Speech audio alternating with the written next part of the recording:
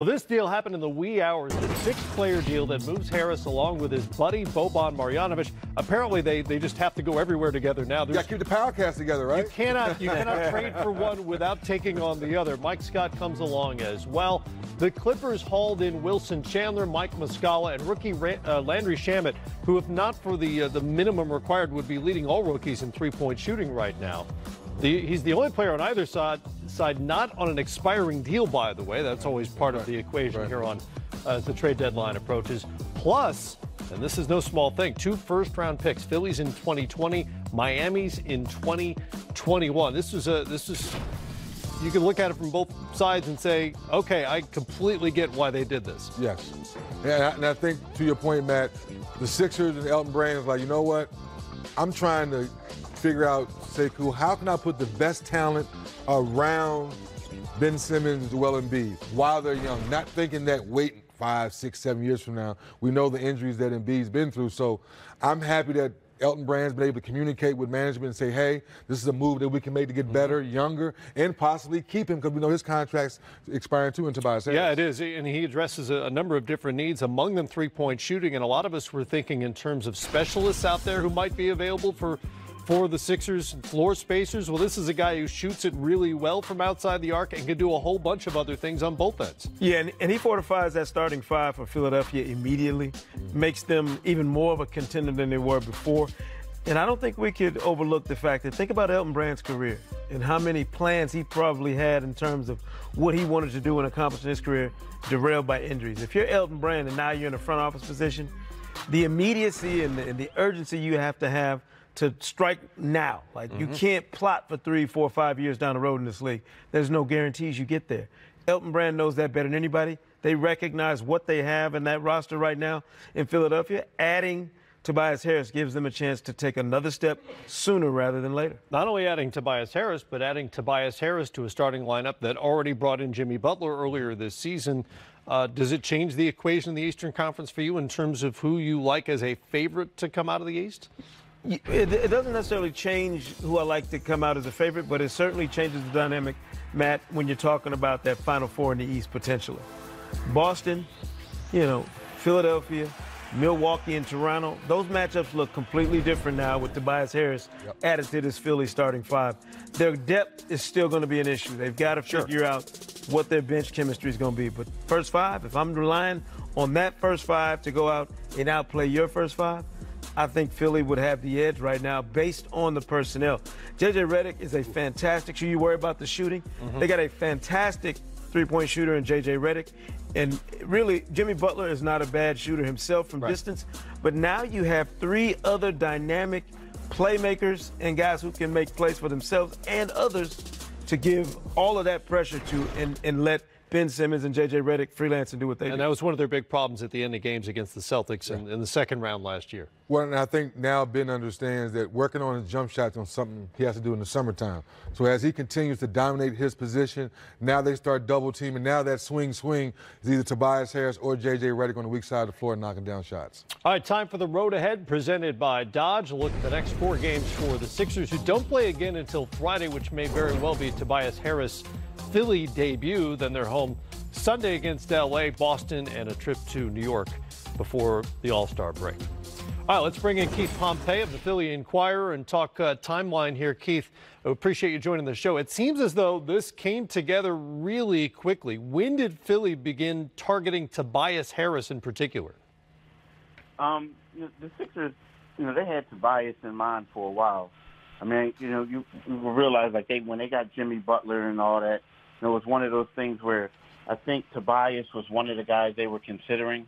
They also liked him, possibly getting him in free agency. But I will say, last night is when things really started to heat up. They heated up, during the game, after the game, of course. But I think last night it became the sense of urgency. And, you guys saw the game. And the Sixers looked like a team lost. They had the 3 stars. Guys were bickering on the court. They just looked like a team that lost their mojo. And to give Elton Brand and his staff some credit, it just seemed like the time was now where they said we have to pull this trigger and we have to keep everything together. And they did a good job. Well, you mentioned Harris might have been a free agent target this summer. Remember, he turned down an $80 million extension offered by the Clippers last summer. He's obviously looking to cash in. How likely is it to happen in Philadelphia, or was this to some extent a caution to the wind, go for it right now move by the Sixers?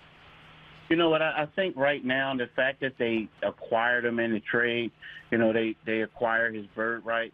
So they're better suited to pay him and Jimmy Butler. And, since they'll have Ben Simmons, he can get a lucrative extension as well. So I think for the Sixers, it was better off for them to get him in the trade. That way they can pay all of them. They'll just have to pay the luxury tax. I think that it probably would have been hard to keep to keep Jimmy Butler and get him in free agency. But now that they acquired him in the trade, I think that they'll be fine. Keith, with the hiccups that, Jimmy Butler had when he came over, the rotational hiccups that it caused for Joel Embiid, are you worried at all about Tobias Harris fitting in, or is he a guy that because of the way he plays and the number of times, honestly, he's been moved around during his career, that he'll have an easier time making that transition? I think you always have to be concerned a little bit about when you bring someone else in, especially a guy who's used to getting the ball, getting a lot of touches.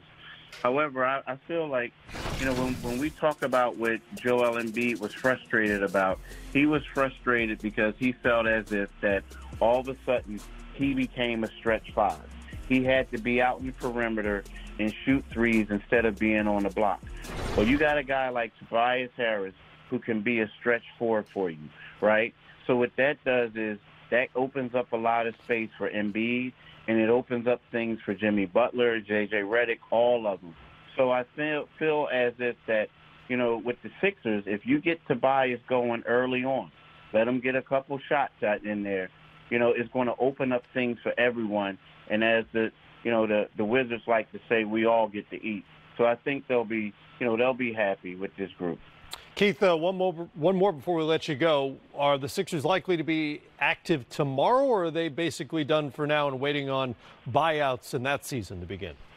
I think it just depends on what they get. Like, I feel like if someone, let's just say Markelle Fultz, for instance, I think if someone can give them, something that they feel is good for them, or someone is willing to take on that salary, I think we could see Markelle get moved. And I think that they still have, a lot of options. I mean, the one thing I will say about the Sixers, and typically sometimes when you hear a team that has so many options, you're like, dude, y'all don't know what y'all doing. But in their case, it's like, okay, if we can't get this, who's going to be plan B? Who's going to be plan C? And what they're doing is they're waiting around to see who gets bought out. And, and if that person gets bought out, tomorrow, what have you, they're going to try to sign that guy to a free agent deal. But at the same time, I feel like if they can, get rid of some salary, or if they can get somebody who right now they feel like can booster that second unit a little bit, I believe that the Sixers will go after that person. Keith Pompeo, like all NBA reporters, glued to the phone for the next 24 hours or so, and with us from the Philadelphia Inquirer. Appreciate the time, and we'll talk to you soon. Hey, thanks for having me, fellas.